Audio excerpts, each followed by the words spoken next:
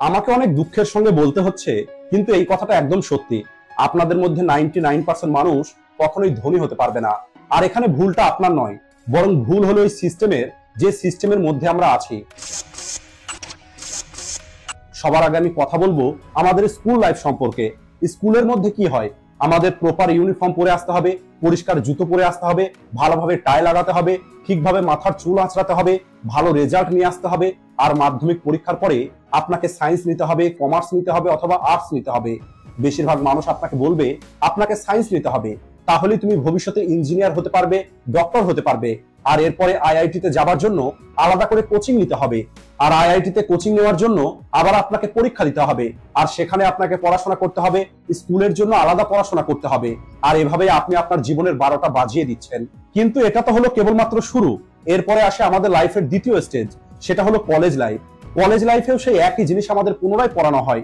Physics, chemistry, mathematics, এই সমস্ত theory আমাদের ব্রেন খারাপ করে দেয়।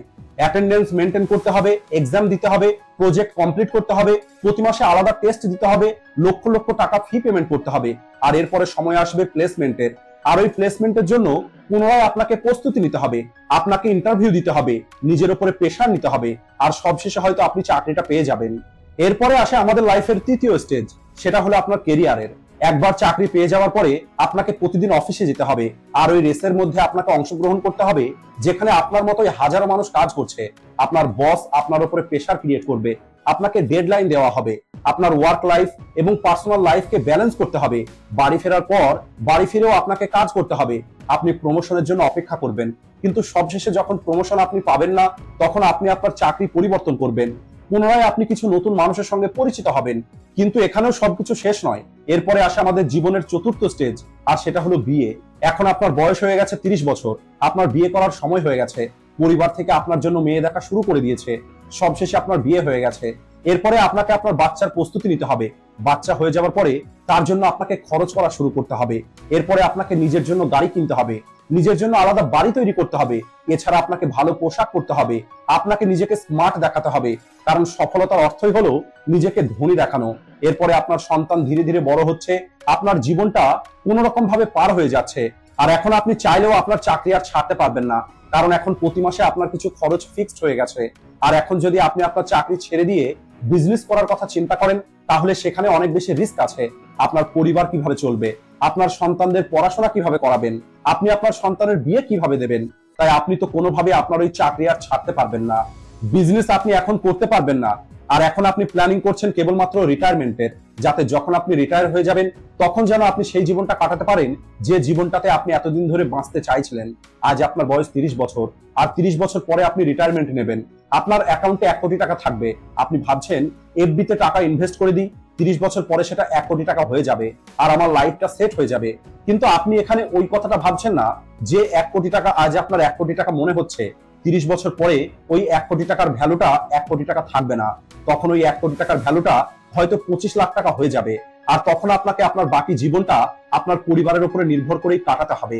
আর পার্কের মধ্যে বসে অন্য বৃদ্ধ মানুষদের সঙ্গে গল্প করবেন, আর সময় পার করবেন, আর অপেক্ষা করবেন আপনার শেষ নিঃশ্বাসটা নেবার। আর এটাই হলো ম্যাক্সিমাম ইন্ডিয়ান মানুষের জীবনের গল্প, এমনকি সারা পৃথিবীর মানুষের এটাই হলো জীবন। আর আপনি কি জানেন এমনটা কেন? এর কারণ হলো আমাদের প্রত্যেককেই একটি সিস্টেমের মধ্যে বেঁধে রাখা হয়েছে, যেখানে ইঁদুরের মতো আমরা দৌড়াচ্ছি। এই সিস্টেম আমাদেরকে বলে তোমাকে দৌড়াতে হবে, তোমাকে কম্পিট করতে হবে, তোমাকে স্কুলে যেতে হবে, তোমাকে কলেজে যেতে হবে, বিয়ে করতে হবে, বাচ্চা নিতে হবে, খরচ করতে হবে, ট্যাক্স দিতে হবে, ছেলে মেয়ের বিয়ে দিতে হবে, এরপরে আপনাকে রিটায়ারমেন্টের জন্য প্ল্যানিং করতে হবে। কেন আপনাকে কেন এই নিয়ম মেনে আপনার জীবন পরিচালনা করতে হবে? আর এটাকেই রবার্ট কিওসাকি র‍্যাট রেস বলেছেন। আর আপনি কি জানেন আমরা এই র‍্যাট রেসের মধ্যে কেন দৌড়াচ্ছি?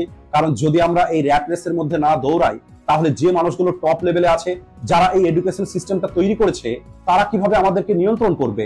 আপনি কি কখনো এটা ভেবে দেখেছেন কেন আপনাকে এই সিস্টেমের মধ্যে থাকতে হবে? কে তৈরি করেছে এই সিস্টেম?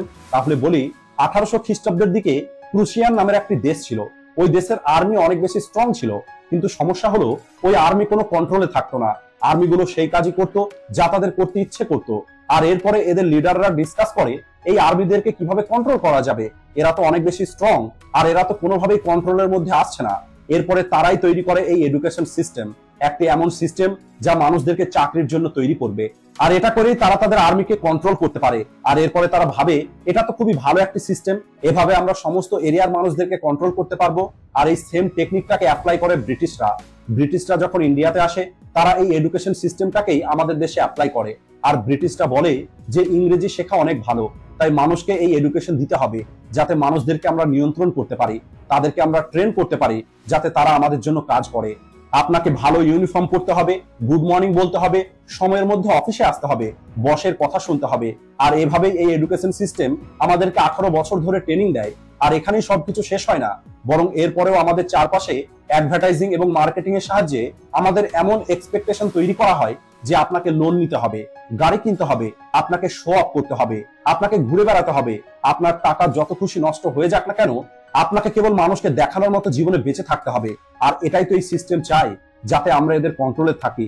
আমরা ট্যাক্স পেমেন্ট করি যাতে যে মানুষগুলো টপ লেভেলে আছে তাদের নিচে যেন সবসময় মানুষ থাকে যারা তাদের জন্য কাজ করবে। এটাই হলো সিস্টেম, এটাই হলো র্যাট রেস, যেখানে আজ প্রত্যেকেই দৌড়াচ্ছে। আর এই সিস্টেম চাই এই রেসের মধ্যে যেন আমরা দৌড়াতে থাকি। আর এখন প্রশ্ন হলো, আমাদের কি এই ইঁদুরের মতো দৌড়াতেই হবে, নাকি এই রেস থেকে বাইরে বেরিয়ে আসা সম্ভব? আপনি কি সারা জীবন ইঁদুর হয়ে থাকবেন, নাকি সিংহ হয়ে বাইরে বেরিয়ে আসবেন? আর যদি আপনার উত্তরটা হয় যে আপনি সিংহ হয়ে বাইরে বেরিয়ে আসতে চান, তাহলে এখন আরেকটি প্রশ্ন আসে যে আপনি ওই সিংহ কিভাবে হবেন। তাহলে এর উত্তরটা হলো খুবই সহজ, সেটা হলো আপনাকে আপনার লাইফের প্রত্যেকটি ক্ষেত্রে প্রশ্ন করা শুরু করতে হবে।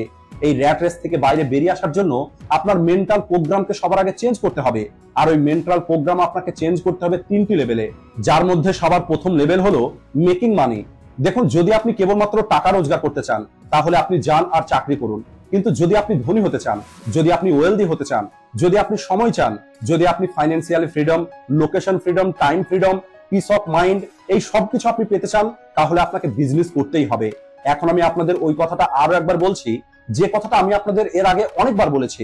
আপনার চারপাশে যে সমস্ত ধনী মানুষগুলোকে দেখছেন, তারা কি চাকরি করছে? আর একটি কথা আপনাদের মনে রাখতে হবে, জীবনে টাকাই সবকিছু নয়। আপনার স্বাধীনতা থাকতে হবে, আপনার নিজের কাছে সময় থাকতে হবে, আপনার পিস অফ মাইন্ড থাকতে হবে, যা আপনি চাকরির মধ্যে কখনোই পাবেন না। আপনার আশেপাশে যারা চাকরি করে তাদেরকে জিজ্ঞেস করুন, আশেপাশে হয়তো এমন কোনো না কোনো একটি মানুষ আছে যে হয়তো অনেক বড় লেভেলের কোনো একটি চাকরি করে, তার সঙ্গে আপনি কম্পেয়ার করবেন না। অন্যদিকে যে মানুষগুলো একটি সুন্দর জীবনে বেঁচে আছে, সারা পৃথিবী ঘুরে বেড়াচ্ছে, তারা তাদের লাইফটাকে এনজয় করছে, ফাইন্যান্সিয়ালি ফ্রি হয়ে বসে আছে, তারা প্রত্যেকেই হলো সেলফ এমপ্লয়েড। আর আপনাকে এটা ভালোভাবে বুঝতে হবে। তাই যে সিস্টেম আপনাকে বারবার বলে যে টাকা রোজগার করার উপায় হলো কেবলমাত্র জব করা, তাহলে তাদের কথা শোনাটা বন্ধ করুন। আজ হাজারো রাস্তা আছে টাকা রোজগার করার, আর ওই রাস্তাগুলো অনেক সহজ। যে রাস্তাগুলোর কথা আমি আপনাদের এর আগে অনেকবার বলেছি, সেটা হলো আপনি ইন্টারনেটের মাধ্যমে বিজনেস করা শুরু করতে পারেন, আপনি ফ্রিল্যান্সিং করতে পারেন, আপনি কোনো একটি হাই পেইং স্কিল শিখতে পারেন, আপনি ড্রপ শিপিং করা শুরু করতে পারেন। আর এই সমস্ত জায়গা থেকে আপনি খুব দ্রুত টাকা রোজগার করা শুরু করে দেবেন। আর যদি আপনার কাছে ইনভেস্ট করার মতো 1 টাকাও না থাকে, তারপরেও আপনি ইন্টারনেটের মাধ্যমে অনেক রকমের বিজনেস শুরু করতে পারেন। আপনি অফলাইনে বিজনেস করতে চাইলে আপনি অফলাইনেই বিজনেস করুন। আর ইন্টারনেট বিজনেসের কথা আমি বারবার এই কারণে বলি, কারণ এখানে আপনি আপনার বাড়িতে বসে আপনার কম্পিউটারে, আপনার ল্যাপটপে, আপনার মোবাইল দিয়ে খুব সহজে আপনি আপনার বিজনেস তৈরি করতে পারবেন। আর সেখান থেকে আপনি টাকা রোজগার করতে পারবেন, যাতে আপনার ব্রেনের যে টেনশনটা সবসময় চলে, টাকা কিভাবে রোজগার করব, কিভাবে আমি চাকরি পাবো, এই চিন্তাগুলো যেন আপনার ব্রেন থেকে চিরদিনের জন্য বাইরে বেরিয়ে যায়। দ্বিতীয়ত, ম্যানেজিং মানি। আপনাকে কে বলেছে যে সফল হবার অর্থ হলো নিজেকে সাকসেসফুল দেখানো? কে আপনাকে বলেছে সফল হবার অর্থ হলো দামি পোশাক পরা, দামি জুতো পরা, দামি ঘড়ি পরা, দামি গাড়ি কেনা? কে বলেছে আপনাকে এই সমস্ত কথা? আমার তো সেই মানুষগুলোকে সব থেকে বেশি বোকা মনে হয়, যাদের কাছে টাকা নেই কিন্তু তারপরেও তারা লোন নিয়ে দামি দামি জিনিস কেনে। আমি তাদেরকে বলতে চাই, আপনি এই সবকিছু কাকে দেখাচ্ছেন? আপনাকে মনে রাখতে হবে, আপনার এই সব কিছুতে কারো কিছু যায় আসে না। তাই আপনি শো অফ করাটা বন্ধ করুন। আপনাকে রিয়েল হতে হবে আর নিজেকে জিজ্ঞেস করতে হবে যে কিভাবে আমি সিম্পল থেকে সেই সবকিছু করতে পারবো যে সবকিছু সত্যি আমার প্রয়োজন। আপনি আপনার রোজগার করা টাকাকে সেভ করুন, সেই টাকাকে আপনি ইনভেস্ট করুন, আর ওই স্টেজের দিকে এগিয়ে চলুন যেখানে আপনার টাকা আপনাকে টাকা রোজগার করে দেবে। আপনাকে ওই স্টেজের দিকে এগিয়ে যেতে হবে যেখানে আপনার টাকা আপনাকে ততটা টাকা রোজগার করে দেবে যে টাকা দিয়ে আরামসে আপনি আপনার লাইফ কাটাতে পারবেন, কোনো রকমের কাজ না করে, যেটাকে আপনি রিটায়ারমেন্ট বলেন। আর এই সবকিছু আপনি খুব দ্রুত অ্যাচিভও করতে পারবেন। এর জন্য আপনাকে 60 বছর বয়স পর্যন্ত অপেক্ষাও করতে হবে না। এর জন্য আপনাকে আপনার টাকা সঠিক জায়গায় ইনভেস্ট করতে হবে।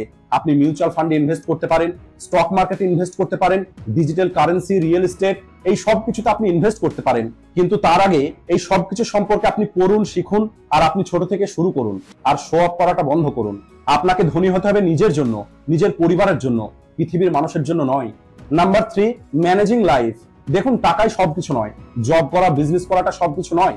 যদি লাইফে আপনার কাছে হেলথ না থাকে, যদি আপনার হেলথ ঠিক না থাকে, তাহলে টাকা কোনো কিছুই করতে পারবে না। দ্বিতীয়ত, আপনার রিলেশনশিপ। যদি আপনার রিলেশন আপনার ফ্যামিলির সঙ্গে, আপনার স্ত্রীর সঙ্গে, আপনার আত্মীয় স্বজনের সঙ্গে ভালো না থাকে, তাহলে আপনি এই টাকা নিয়ে কি করবেন? এই টাকা আপনার কোনো কিছুই করতে পারবে না। আপনি এমন হাজারো গল্প শুনেছেন যেখানে বিলিয়নার মানুষ সুইসাইড করে নিয়েছে। এছাড়া আপনি দেখবেন অনেক বিলিয়নার আছে যাদের ডিভোর্স হয়ে গেছে। তাই আপনাকে এটা বুঝতে হবে, টাকা আপনাকে একটি ভালো জীবনের নিশ্চয়তা দেয় না। এর জন্য আপনাকে গুরুত্ব দিতে হবে আপনার হেলথ, আপনার রিলেশনশিপ এবং আপনার পিস অফ মাইন্ডকে।